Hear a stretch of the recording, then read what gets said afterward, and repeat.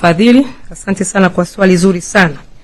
Nipende tu kusema kwamba kwanza uzalishaji kwa viongozi ni kosa kubwa sana. Lakini vile vile kama ilivyo kwa wananchi wa kawaida, hakuna mtu yote anayetakiwa kutwezwa utu wake, kudhalilishwa, kutukanwa, kusemewa habari za uongo, kuwekewa habari za uchochezi na masuala mengine kadha wa kadha. Nipende tu kusema kwamba kama serikali tuko macho na tumekuwa tukiendelea kuchukua hatua kuhakikisha tunakomesha vitendo vya aina hii. La kwanza, tumekuwa tukikomesha matatizo kama haya. Huwezi kusema utakamilisha 100%. Wako watu wengine ni matomaso, anataka aone, ajaribu, aone hatua zidi yake za kijinai zitakazochukuliwa.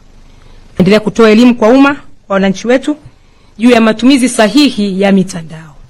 Lakini pia kuelimisha waweze kujua masuala ya udanganyifu, masuala ya uchochezi na masuala mengine ya matusi na udhalilishaji katika mitandao si sawa.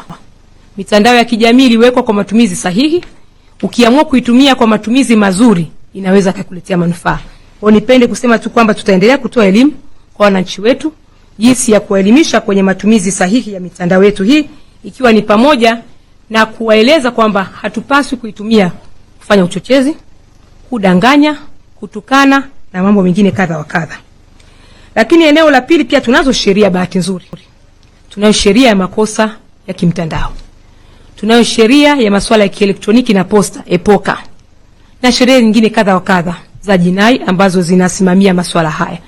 Tumekuwa tukifanya chunguzi kila mara, tukibaini changamoto kama hizi kijitokeza, tumekuwa tunahakikisha wale wote wanaofanya udhalilishaji, wale wote wanaotumia mitandao kufanya uchochezi, wale wote wanaotumia mitandao kutoa uzushi na mambo mengine kadha wa kadha wanachukuliwa hatua za kisheria. Lakini vile vile tumeendelea kuhakikisha kwamba tunasimamia na kuimarisha usimamizi wetu na ufuatiliaji wa maudhui ya kielektroniki yanayotumwa katika mitandao mbalimbali ya kijamii.